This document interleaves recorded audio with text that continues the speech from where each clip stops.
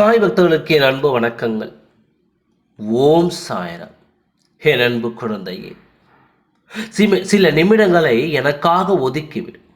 நீ இப்பொழுது தாண்டி செல்வாயா, இல்லை என் வாக்கை கேட்பாயா என்று உனக்கு பின்னால் நின்று கேட்டுக்கொண்டிருக்கும் உன்னை உன்னை கவனித்துக் கொண்டிருக்கும் அதற்கு வழிவிட்டு விடாதே. என் அன்பு குழந்தையே, போனால் போகட்டும் என்று விட்டுவிடலாம் என்று நினைத்தேன். ஆனால் தண்டனை பெறாமல் போக மாட்டேன் என்று ஒற்றை காலில் நின்று கொண்டிருக்கும் உன்னை பாட அழைத்து வரும் உன்னுடைய செய்வினைக்கும் இன்று ஒரு முடிவு கட்ட வந்தேன். உன்னை பாடாய்படுத்திக் கொண்டிருப்பது என்ன எது என்று தெரியாமல் விழித்திருக்கும் உனக்கு ஒரு விடுவு காலத்தை கொடுக்க வந்தேன். எப்போதோ யாரோ செய்த வினை இன்று வரை உன்னை ஆட்டி படைத்துக் கொண்டிருக்கின்றது. யார் என்னை இதிலிருந்து விடுவிப்பார்கள் என்றும் நீயும் தேடிக்கொண்டு தான் இருக்கின்றாய். கண்ணில் பட்டதையெல்லாம் கடவுளாக நினைத்து வணங்கி வரும் உனக்கு தெய்வ சக்திகள் கண்டிப்பாக துணை நிற்கின்றது. என் குழந்தையே, தெய்வ சக்தி என்றும் உனக்கு துணை இருந்தால் எத்தனை பெரிய ஆபத்தாக இருந்தாலும் அது தூசியை போல பறந்துவிடும். உனக்கு கஷ்டங்கள் வரும், ஆனால் அது நிரந்தரமாக இருக்காது.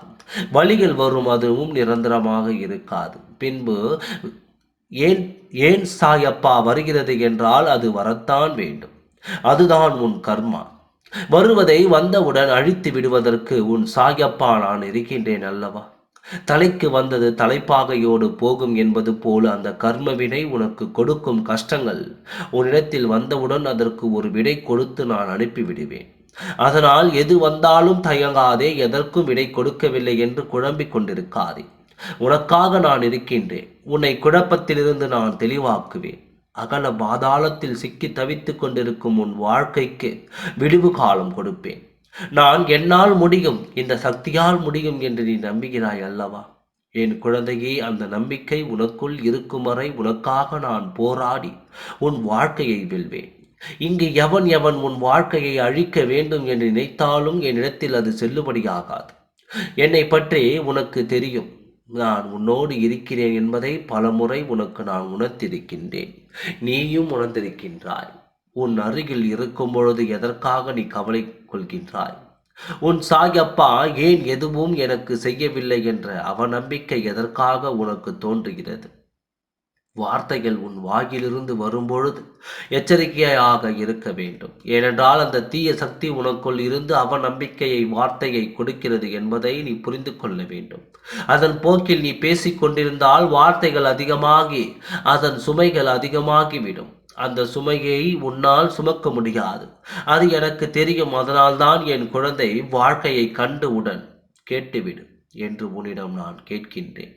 கேட்டுவிட்டால் நல்லதுதானே? சில நிமிடங்களை தானே உனக்காக உன்னிடம் கேட்கின்றேன். அந்த நிமிடத்தை ஒதுக்கினால் உனக்கு தீங்கு நடப்பதையும் நான் விலக்கி விடுவேன். உன்னை காப்பாற்றுவேன் என்று தெரிந்தும் அந்த சில நிமிடத்தை எனக்கு கொடுக்க தயங்குகிறாய். அதுதான் இடத்தில் இருக்கும் மிகப்பெரிய பணி. அந்த பணி செய்யும் வேலை என்பதை புரிந்து கொள். உன் வாழ்க்கையில் எது நடந்தாலும் உன்னை நான் காப்பாற்றுவேன்.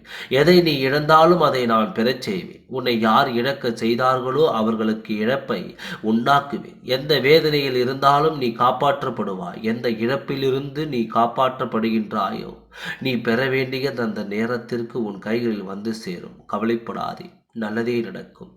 ஓம் சாய்ராம். நன்றி, வணக்கம்.